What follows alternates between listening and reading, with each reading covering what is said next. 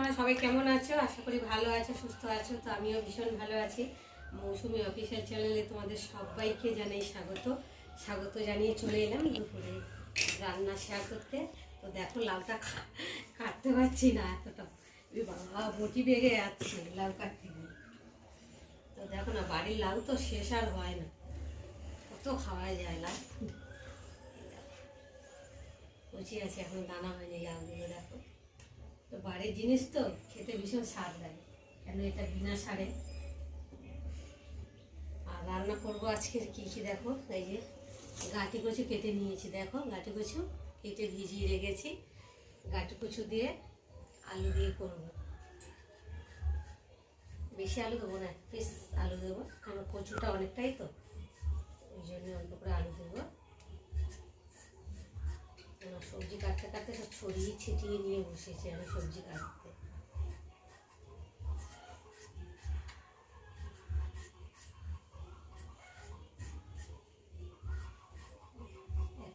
একটাই আলু দেবো, আর এক বেলা তরকারি খেলে আর এক বেলা কোনো তাড়াতাড়ি খেতে যায় না, তো এক গাদা করে নষ্ট করে ফেলে তো কোনো লাভ নেই, তাই না বলো বন্ধুরা? যা সবজি জিনিসের দাম। যে কেটে নিয়েছি, কচুগুলো ভালো করে আগে ছাড়িয়ে নিয়েছি, নিয়ে জল দিয়ে ভিজিয়ে রেখেছি। আর এখন এই দেখো বেগুন, দেখো কত লম্বা লম্বা বেগুন, দেখেছো?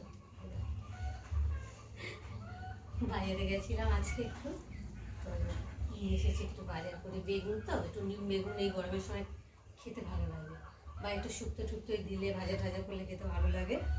আর আছে এই যে সজনা ডাঁটা।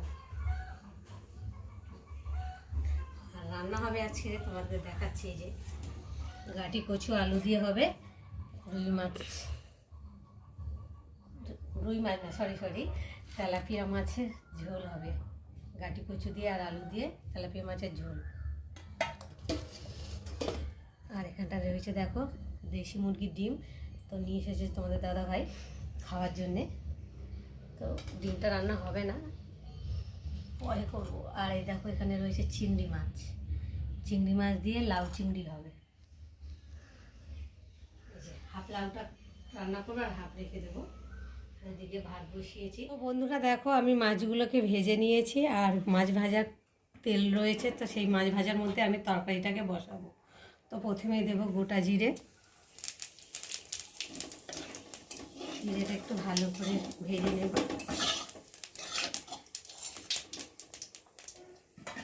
তারপরে দেব একটা পেঁয়াজ কুচি,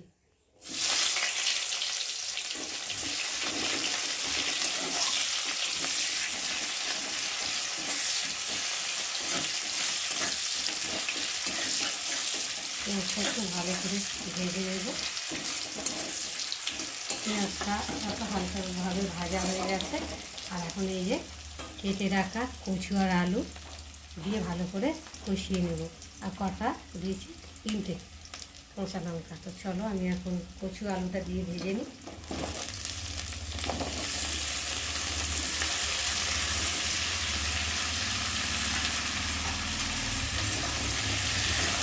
একটু ভালো করে নিয়ে দেবো।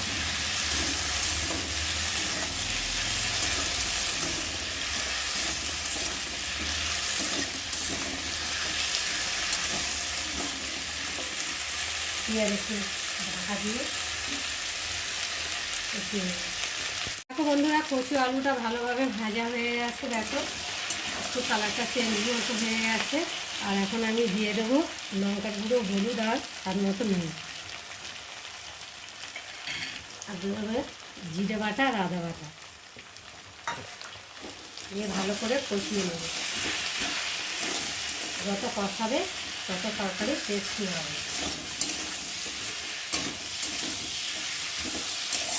তো বন্ধুরা, তোমাদের মধ্যে কারা কারা কচু আলু মাছের ঝোল খেতে ভালোবাসো আমাকে কিন্তু অবশ্যই কমেন্টে জানিও।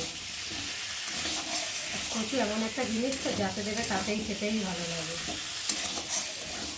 কচুতে একটু গ্যাস পায়, যদিও যে জিনিস খেতে ভালো লাগে সেই জিনিস শরীরের ক্ষতি করে, তাই না বন্ধু বন্ধুরা?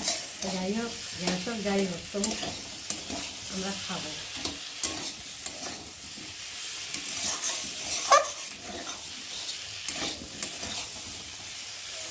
তো বন্ধুরা একটু ঢাকা দিয়ে ভালো করে কষিয়ে নেব।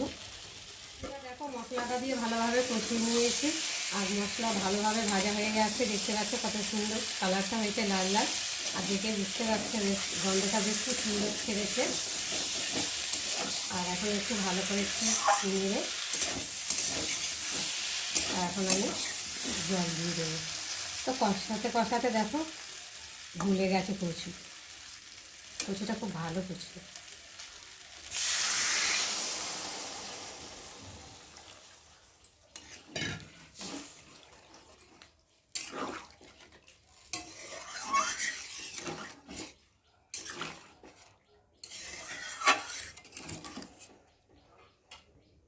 তো জল দিয়ে এবার ঢাকা দিয়ে দেবো। ঢাকাটা খুলে দেখি, তো দেখো ঝোলটা ফুটছে কত সুন্দর, আর ঝোলটা অনেকটাই শুকিয়ে গেছে দেখো।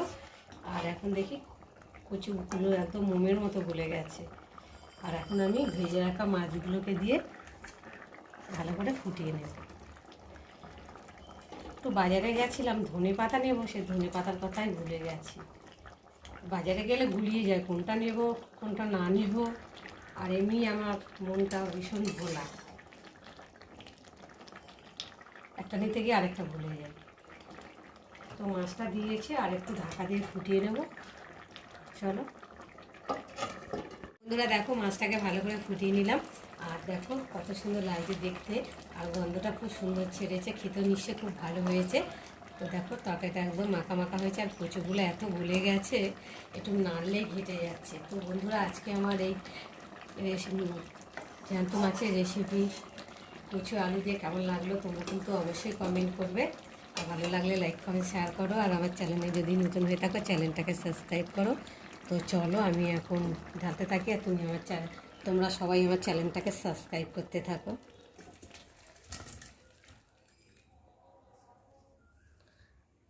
ঝোলটা অনেকটাই টেনে গেছে, আরও কচু আছে, আরও টেনে নেবে। একটু মাখা মাখাই করেছি, মাখা মাখা না করলে তো ভালো লাগবে না খেতে। বন্ধুরা, মাছের ঝোলটা হয়ে গেছে, নামিয়ে নিয়েছি, আর এখন কড়াতে তেল দিয়েছি, আর এখন এই যে নুন হলুদ মাখিয়ে রাখা চিংড়ি মাছগুলোকে দিয়ে ভালো করে ভেজে নেব।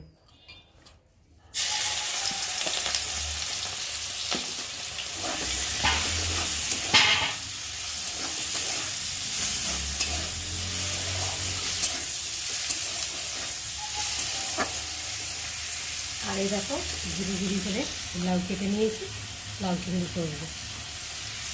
তার আগে চিংড়ি মাছটা ভালো করে ভেজে নিই।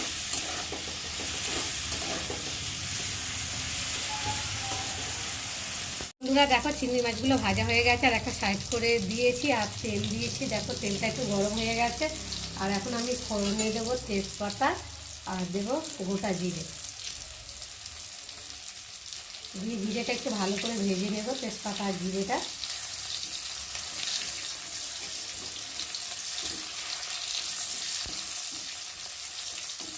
দেখো ভাজা ভাজা হয়ে গেছে, আর এখন আমি এই যে এর মধ্যে রয়েছে আদা বাটা, জিরে বাটা, আর কটা কাঁচা লঙ্কা।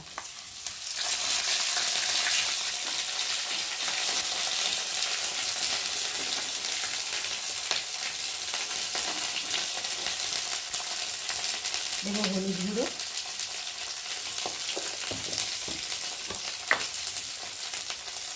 আর দেবো স্বাদ অনুযায়ী নুন। জিরে আর আদাটা একটু ভালো করে ভেজে নেব।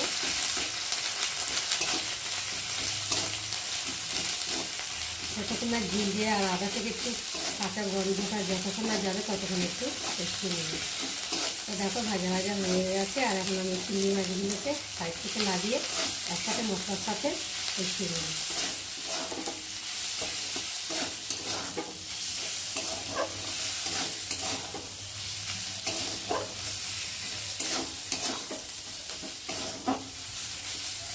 মশলা একটু কষানো হয়ে গেছে, আর এখন আমি কেটে রাখা লাউগুলোকে দিয়ে ভালো করে সেদ্ধ করে নেব।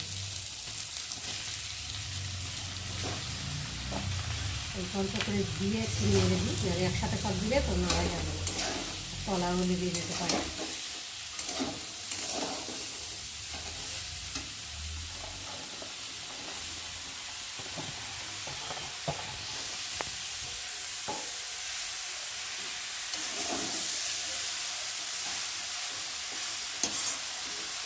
তো চলো একটু ঢাকা দিয়ে দিই, যাতে ভিজে যাবে আর নাড়তেও সুবিধা হবে। বন্ধুরা চলো এবার ঢাকাটাকে খুলে দেখি। তো দেখো অনেকটাই ভিজে গেছে আর নরম হয়ে গেছে দেখো। আর এখানে একটু ভালো করে নেড়ে দেবো।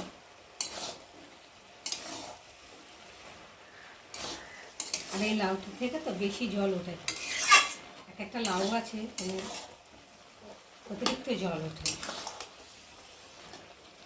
তো দেখো না ঢাকা দিয়ে রেখেছি তো কোনটুখানি জল উঠেছে।